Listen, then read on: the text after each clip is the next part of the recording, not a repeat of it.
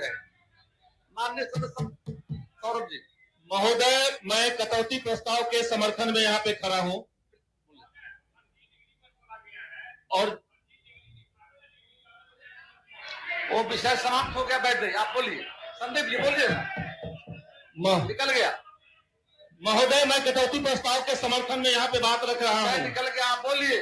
और जिस तरीके से इस सदन के अंदर शेखर बाबू प्लीज बैठिए। आप यहाँ के संजय जी बैठिए, बोलिए। महोदय, जिस तरीके से इस सदन का कस्टोडियन आप हैं, वैसे ही इस देश का कस्टोडियन, इस देश के लोकतंत्र का कस्टोडियन यहाँ का संविधान है।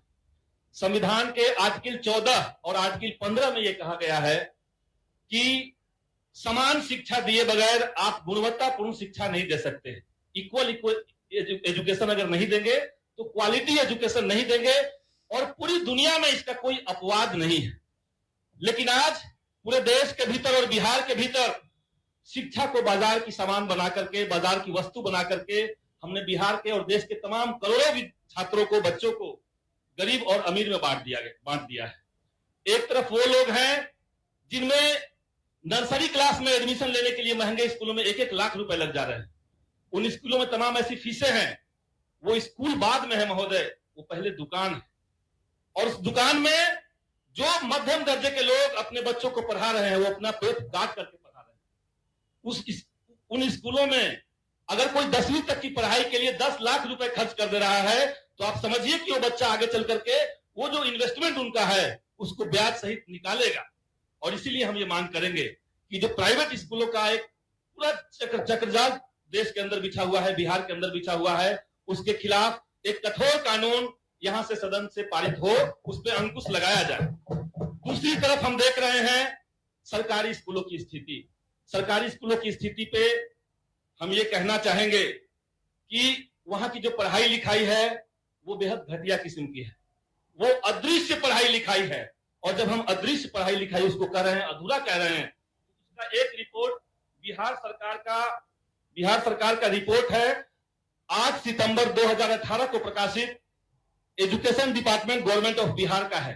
इसमें कहा जा रहा है कि बिहार के भीतर जो स्कूलों में उपस्थिति होती है बच्चों की, वो एवरेज 28% है, सिर्फ 28%।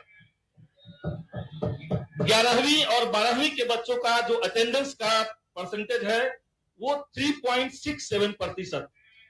3.67% 11th और 12th में बच्चे अटेंडेंस बनाने जा रहे हैं क्लास में।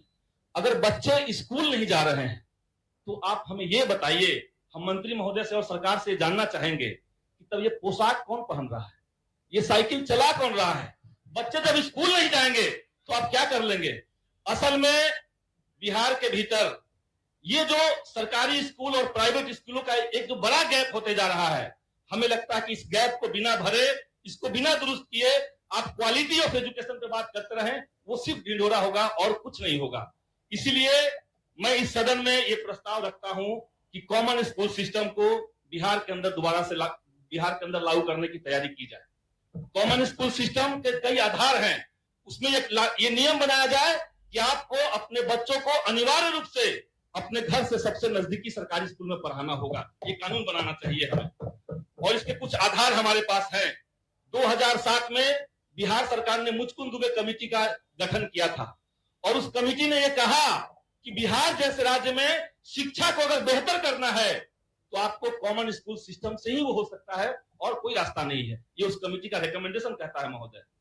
और हमने देखा यूरोप का एक बहुत पिछड़ा देश, यूरोप का सबसे शिक्षा के मामले में सबसे पिछड़ा हुआ देश फिनलैंड है। 1970 के दशक तक वो सबसे पीछे वाला देश था, लेकिन कॉमन स्कूल सिस्टम वहां हुआ एक आंदोलन के बाद, और 30 साल के भीतर वो यूरोप का पहला देश बना शिक्षा के माध्यम पे।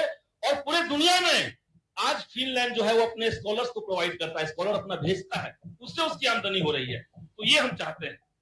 G8 जो दुनिया के सबसे 8 शक्तिशाली देशों का एक समूह है, उसमें इंग्लैंड को अगर छोड़ दिया जाए तो बाकी 7 जो देश हैं वहां पे कॉमन स्कूल सिस्टम और नेबरहुड स्कूल सिस्टम ये लागू है। इसलिए हम चाहेंगे कि बिहार के अंदर भी बिहार इसकी शुरुआत करे और पूरे देश को एक रोशनी दिखाए। इसलिए इस प्रस्ताव को हम यहाँ पे रख रहे हैं। आजादी के 70 साल हो गए महोदय, और देश के करोड़ों बच्चे और उनके जो पेरेंट्स हैं वो जस्टिस के लिए इंतजार कर रहे हैं, उनको न्याय चाहिए। और शिक्षा के मामले में न्याय तभी संभव होगा जब आप कॉमन स्कूल सिस्टम को, समान शिक्षा प्रणाली को बिहार के अंदर और देश के अंदर लागू करेंगे। इसलिए इस प्रस्ताव को हम यहाँ पे रखना चाहते हैं। इस सदन के सामने मैं एक दूसरे बात की तरफ ध्यान आकृष्ट कराना चाहता हूं। हमने देखा है सरकार का एक टर्म यूज होता है पारा टीचर, जिसका हिंदी में मतलब हुआ अर्ध शिक्षक। सरकार अर्ध शिक्षक की नियुक्ति कर रही है, शिक्षा मित्र की नियुक्ति कर रही है, शिक्षा सेवक की नियुक्ति कर रही है, टोला सेवक का तालीमी मरकज की नियुक्ति कर रही है, लेकिन शिक्षकों की नियुक्ति नहीं कर रही है। क्योंकि शिक्षक की आप जब नियुक्ति करने लगेंगे तो आप समझिए कि उनको पूरा पेमेंट देना पड़ेगा, उनको पूरा अधिकार देना पड़ेगा। पूरे बिहार के भीतर 3.25 लाख शिक्षक हैं जो समान काम के समान वेतन के लिए संघर्ष कर रहे हैं। संविधान का आर्टिकल 39 का ख सेक्शन जो है, बी सेक्शन जो है, वो ये कह रहा है कि आप एक काम के लिए 2 वेतन नहीं दे सकते हैं। महोदय, हम इस सदन में ये बात कहना चाहते हैं कि माननीय विधायक यहाँ पे जितने हम लोग मौजूद हैं, अगर ये नियम बन जाए कि आधे विधायकों को पूरा पेमेंट, पूरा टीए और डीए मिले और आधे विधायकों को कोई टीए डीए नहीं मिले, सिर्फ आधा वेतन मिले, आप समझिए इस सदन के अंदर किस तरह का माहौल होगा, सदन का लोकतंत्र कैसा होगा, ये समझना चाहिए। उन तमाम शिक्षकों के लिए, वो चाहे टोला सेवक हो, तालीमी मरकज हो या गेस्ट फैकल्टी हो, गेस्ट टीचर हो, उनके लिए स्कूलों में यही माहौल बना के रख दिया गया है। इसलिए हम चाहेंगे कि उन तमाम शिक्षकों की जो मांगे हैं उसको पूरा किया जाए और मंत्री महोदय इस पे गंभीरता से विचार करें। ये हम सदन के सामने आपका 1 मिनट मात्र रहा है महोदय। उच्च शिक्षा की अगर बात करें तो देश के अंदर उच्च शिक्षा की जो हालत है, बिहार उसमें सबसे बदतर स्थिति में है। उच्च शिक्षा का इनरोलमेंट रेट जो है राष्ट्रीय स्तर पे वो 26.3 है, लेकिन हमारे बिहार में वो 10 और 11% के आसपास जाकर के लटक गया है। हम नए विश्वविद्यालय नहीं खोल रहे हैं, पूरे बजट के भीतर पॉलिटेक्निक और आईटीआई से आगे की बात नहीं की गई है और हम धड़ाधड़ कॉलेज और स्कूलों को बंद करते जा रहे हैं।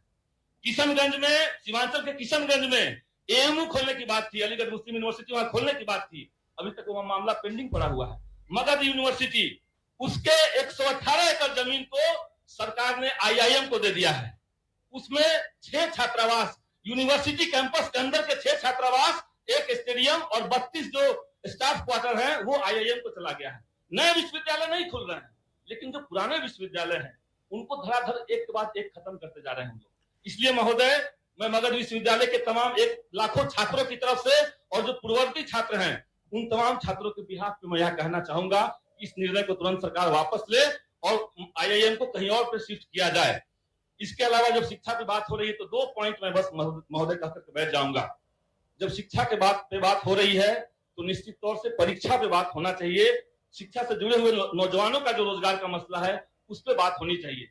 94,000 टीचर को लेकर के इस सदन में कई बार बात हुई, मंत्री महोदय ने कहा कि उस पर सरकार काम कर रही है, आईए फाइल हो गया है कोर्ट के अंदर, लेकिन उसका मेंशनिंग नहीं हो रहा है। जब तक मेंशनिंग नहीं होगा तब तक कोर्ट की सुनवाई नहीं होगी, तब तक उनकी नियुक्ति नहीं होगी। इसलिए मंत्री महोदय से आपके माध्यम से मैं कहना चाहूंगा कि उसकी मेंशनिंग जल्द से जल्द करवाई जाए। दरोगा बहाली का महोदय, दरोगा बहाली के पीटी में और मेंस में दोनों जगह खुलेआम धांधली हुई है। अखबार में छपे हुए, सोशल मीडिया में उसका सबूत घूम रहा है। उसमें स्टूडेंट्स को न तो क्वेश्चन पेपर दिया गया, न कार्बन कॉपी जो एमआर सीट की थी वो उनको दिया गया, और न तो रिजल्ट के प्रकाशन में कोई कट ऑफ दिया गया है, न तो कोई मॉडल आंसर की दिया गया। उस पर एक इंक्वायरी हो, वो बहाली रद्द हो। इसके अलावा सदस्य अख्तरुल इमाम जी, आपका दरोगा बहाली का माननीय